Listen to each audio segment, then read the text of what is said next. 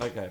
Hello, ladies and gentlemen, and welcome to the Board Game Gateways round table of Dune Imperium. My name is Neeber, and going around this table, we have Matt. G'day. We have Blayke. Hello. And we have Damo. And this is the first in a series in which we are going to take a game that we have been playing and are interested in recently and give you a bit more of an in-depth look into the game, and also give you our first impressions of this game that we've played. Now, myself and Damo, we have played a lot of Dune Imperium, as we have here on the table in front of us, but Matt and Blayke played it for the first time in the last week. So we thought we would bring this to your attention right now. I should mention as well, thank you to letsplaygames.com.au, the distributors here in Australia, who provided us with a review copy of this game. However, they did not give us any stipulations on what we can say about the game. So we will be giving you an honest review of what we actually think about the game, what we think is good, what we think is bad, etc., etc. We'll go through there.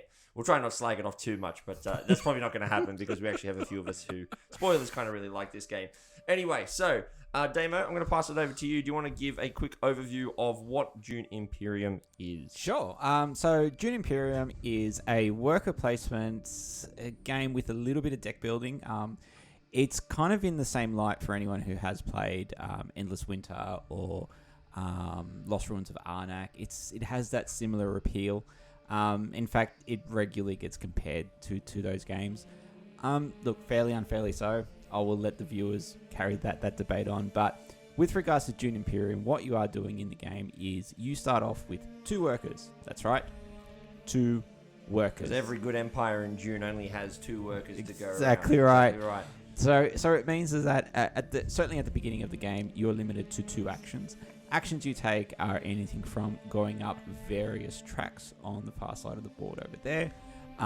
You can go up towards the top here, which typically allow you to spend money and get more troops into your... Help me out. It is the... you have the garrison. The garrison into the fight. Thank you very much. Garrison was the word I was looking for.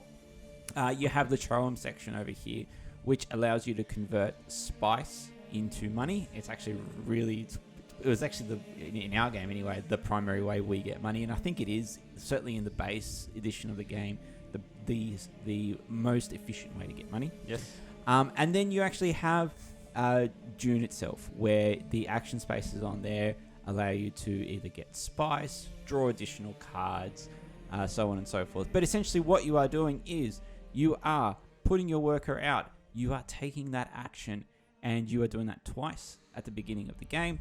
And then when you actually take the action, you'll actually see as well, there are certain suits on the board. What that actually relates to. So I can't reach from here, but we will see. Don't worry, there's going to be B-roll going over the top anyway, of the moment. Perfect, perfect. So there are triangles, there's green pentagons, there's purple circles. They represent symbols that you will also have on the cards in your hand. This is part of the deck building side of it. So you will also have 5 cards in your hand. And when you place your worker in one of these sections, in order to take that action, you need to have a card in your hand that also has that matching symbol. So you place the worker, you play the card. Finally, some cards have within the grey banner towards the middle of the card will have additional text. What that means is, in addition to taking that action that you placed your worker on, you can then take the special action that's written on the card. That's right. So you will do that 2 times, or 3 if you happen to take one. You have to take the extra worker, or you are able to unlock one of your workers. That's extra workers called the Mentat. How dare you disrespect him like that? He's still an extra worker. I'm very mechanical. Yeah, very mechanical, and I am incredibly forgetful. So you are doing that until at which point you either run out of workers and you are forced to pass, or you can choose to pass early. Passing early, what that means is, or when you have to pass, I should say, any remaining cards in your hand, you place them all face down. Face up. Face up. Not Apologies. face down. We all get to see it. Yeah, everyone gets to see it. What this is the deck building portion of the game. So again, Nee, if you wouldn't mind holding up one of the cards for me, you'll see at the bottom of the card, no, one of the other ones. Oh, one of the other ones. Or even better yet, one of the ones that actually has a blue marker on the bottom. Thank you, Matt. So, the very bottom of the card in the blue/purple section has a blue diamond. That blue diamond has a number value in it. You tally up the number of blue diamonds you have and their total value. That represents the amount of income, if you will, amount of money you have to spend in the market. And the market cards are on the board. Part of the market is refreshed every round. Refreshed every single time a card is purchased. The other side of the market is constant, and those cards repeat until they run out. But essentially, top right-hand corner of the cards have a value. So blue diamonds at the bottom of your card. If you have a total of, let's say, 5 at the end of the round, you can then choose to purchase cards up to the value of 5. And again, early on in the game, your starter deck, you can't really do much. It's kind of trash. Yeah, it's kind of garbage. Classic deck builder. Yeah, so you're basically tallying typically 2 to 4. But then as the game goes on, like in our game, towards the end, I think I had 17. It was kind of big. mental. Very big. But yeah, and that in a nutshell is the game. The goal of the game is to get to 10 points. Once we get to 10 points, it triggers the end of the game. Alternatively, once we get through all of the event cards in the game, that will also trigger the end of the game, which is what did it for us. Yeah, it was 10 rounds. It's either 10 or 10 events / battles occur, or the first to 10 points. That's right, yes. And it's one of those classic games where, because there is additional final scoring, just because you get to 10 doesn't mean you are going to win. It is entirely possible that you get pipped. It's super tight, this game, which I absolutely loved. I don't think we'll ever more than 1 or 2 points away from each other throughout the whole game. You guys weren't. I fell away pretty quick. Well, we'll come back to that. We'll get to that. I still think I was only 3 points away. It was relatively close. It was close for most of the game. It was only the last round. Look, I finished the game on 9 points, and you finished the game on 5. So, only 4 points away. So, not too bad. But it's a super tight game. It's really interesting. After every round, there is a battle that occurs. Battles are rather quick, and you then and tactically that's how you get some of the end of round bonuses. You can choose to not enter the battle. In some cases, you can certainly lean different ways. You can go really heavy into the battle and still lose. That's my superpower. It's fantastic. You can go really heavy and then tie. That's which is even worse. That's even worse. Which feels worse. Look, I'm sorry.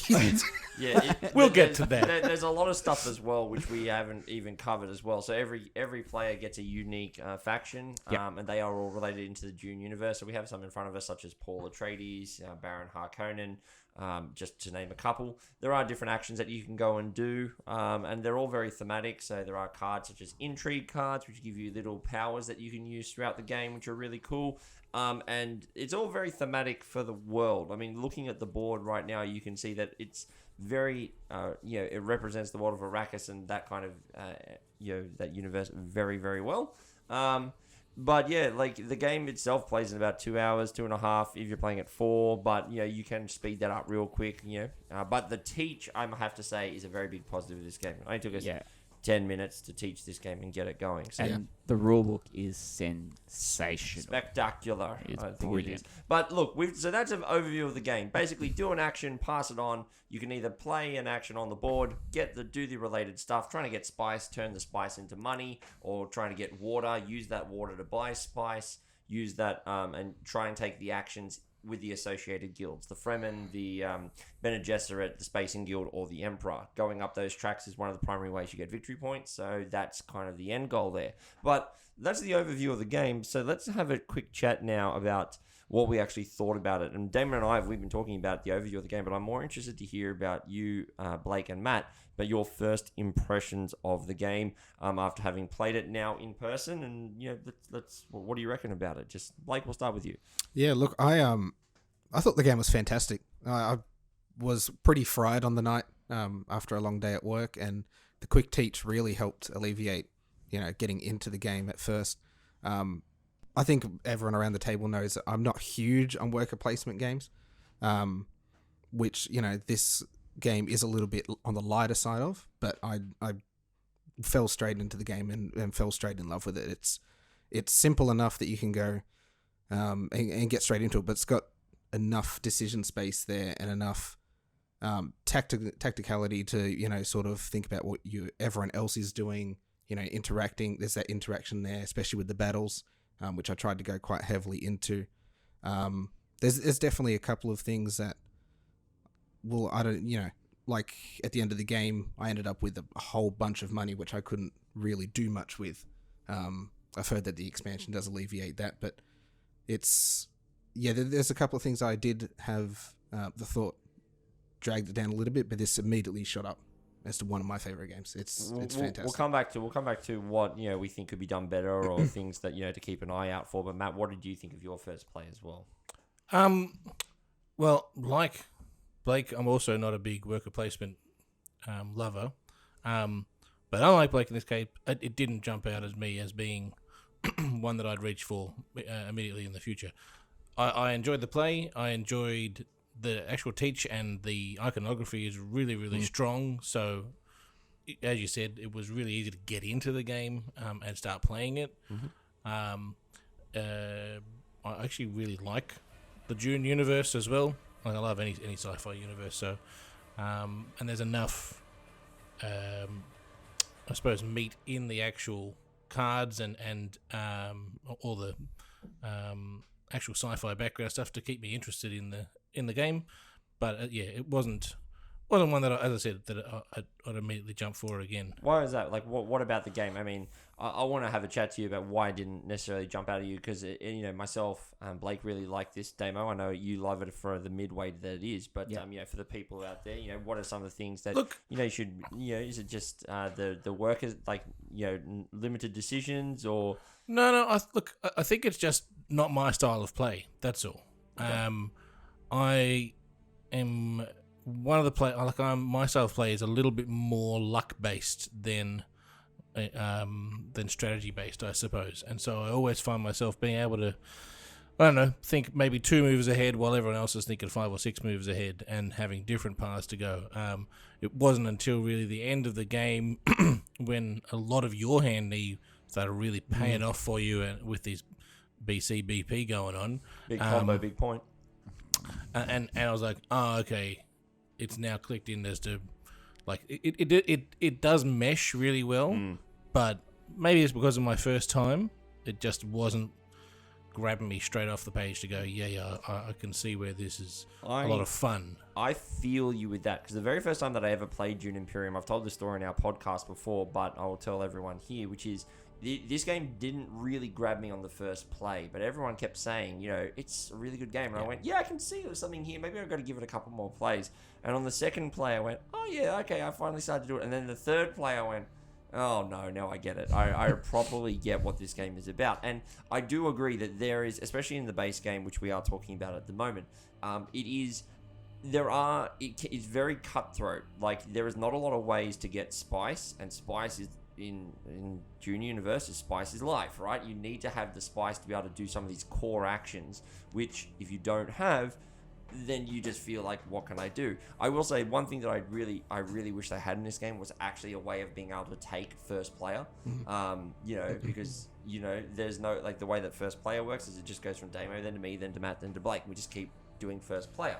Whereas I feel like if there was a choice of me being able to take first player, I can then plan out that I can ensure I will be getting that next turn, and I can do kind of like the brass way of doing things with the money or something. Yeah, something like that, right? Somewhere where it's like, well, in most worker placement games tend to have some sort of, if I pass first, I get granted, this one is a bit different, because when you pass out of the game, you actually get to use your hand of cards, and the earlier you pass, the more cards you can use, because cards can only, as Damo said, only be used for either an action space or for the power, not for both. The buy power, not for both. And so because of that, I really felt like this game could have felt like that. However, I will say this game is going to be probably making some appearances on top 10 lists in this year, I think. And I have to say that when we played it, it really did cause a lot of those moments of, oh no, right? Like you kind of mentioned it. Like, so there's a whole phase where we go to battle every single turn, and these intrigue cards, like, it sucked for Matt, but he planned out to get the win, only put out a few, not as many cubes as he would have liked to, because he thought he'd win the game. but then you end up only tying it because someone played an intrigue card that boosted them up. And when you tie, tie is worse than not being in it, I think, because when you tie, neither of you get first place, you get the second place, which can be really devastating. But Damo, I mean, like, I'd love to hear your thoughts on the game. As Look, I think I like the game, but it occurred to me when we played it that was the first time I'd ever played it at 4 players. I've played it at 2, and I've played it at 3 a fair bit. So a friend of mine and Rouse, he loves this game, and he will recommend it whenever we can. And it occurred to me that, excuse me, we've played it a fair bit, whether it be during the pandemic, online or in person. It was only the 3 of us that had played it. So it occurred to me, and it was funny because we saw one thing that I would dare say I would never want to play this at 4 players ever again. Actually, we saw 2 things. One, as Blayke mentioned, he had a ton of cash, and he couldn't do anything with it because we kept taking the spaces that would allow him to use that cash. It is very mean at 4. It's very mean at 4. And Matt was regularly getting blocked out. And for the same reasons, it's just that at 4 players, there are certain spaces at certain points in the game, they are just more valuable. Better. That's just a factor of your atypical worker placement games. And so I feel like at 4, it becomes very much a knife fight in a phone booth kind of style of thing. And that may be someone's jam. That absolutely may be someone's jam to do like, that. for instance, I will say I kind of enjoyed that part of it. Yeah. I knew I made quite a few mistakes, and I did have those moments of what have I done? Yeah. But they were of my own doing. I never felt, and this is why I like this as a worker placement style, even when my spots were taken and I had certain other things that I couldn't do, I never found myself of a lack of something that I could do that was beneficial as well. Yeah. It's always other options. I will say there are. I think there are games out there that handle that better while still for sure providing that tension. Like Bus is one that comes to mind. For any of our listeners, Bus is a game by the guys who did Food Chain Manager. So it's the Splotter guys. It's their first game. It's a worker placement game. It is super tight.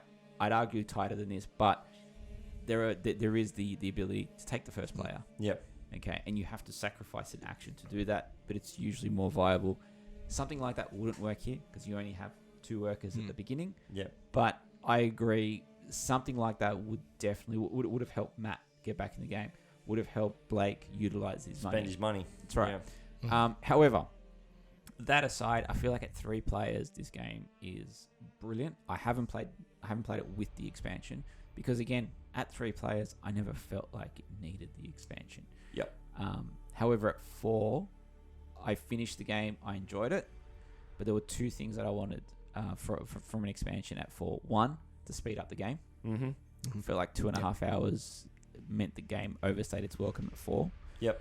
And I don't think that's a reflection on the players because I felt like we were all taking our actions pretty quickly after the first round. Relatively quickly, yeah. None of us really suffered from analysis paralysis. No. There was some serious contemplation at the end of the game when it was like, you literally have 2 spots. What do you think is the better choice? Yeah. Figure it out. Yeah. But otherwise, an expansion that would solve that issue where it would make money more interesting and it would give the 4th player an option that was still worthwhile. Those things aside, I really do enjoy the game. I like it. I am glad that many people around me own it because I don't need to buy it. But yeah, definitely at 3, probably not at 4. I think, look, and speaking in the game's favour, it's a very appealing game visually. Yes. Yeah. As I said, the teacher's really good. So, like, it was simple to learn, but still had enough decision space that I felt like I was still involved. As I said, it's literally just not my style of game. That's all.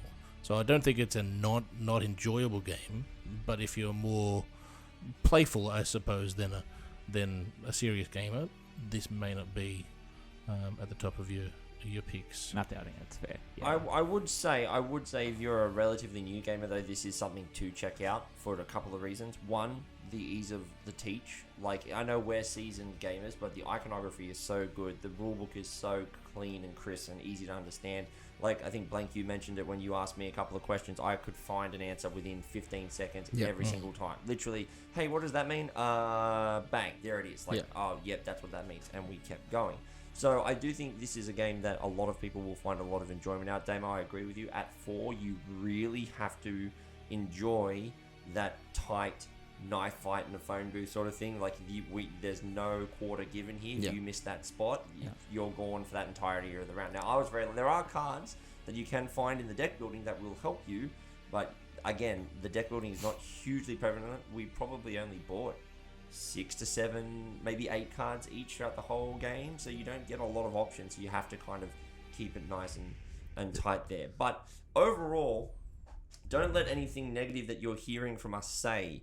We actually all think this is a very good game. It's probably not for Matt. He's like, but it's a very tight and tricky game without being overly complex. I'll say that. Yeah. So if you like that decision space and you like, as I said, thinking moves ahead and having, different avenues to achieve your goals, this is certainly a great game for you. Yeah. I will say, if you are a fan of the Dune universe, do have a look at it. I think the theme fits it very well. I think it's very beautiful. It can be one of those things, as you said, it's very nice to look at. So maybe you like it as a collector's item. I don't know. It's up to you. This is based off of the movie, so maybe that does appeal to you, and that's what you want. Sorry, just quickly. Please do. I think tying it back to our audience, so gateway gamers, I will say, no, this is not a gateway game, but please do not let that scare you. If you happen to, so if someone within your game group has this game, is happy to take you through it, I would say that if you are interested in the theme, even though you may not consider yourself a seasoned gamer, absolutely still jump in. I think if you have someone who knows the game and can take you through it, you will pick up the game after one round and you will be flying without any problems, because the game is so well presented. Again, iconography is really clear. The actions are really simple, limited.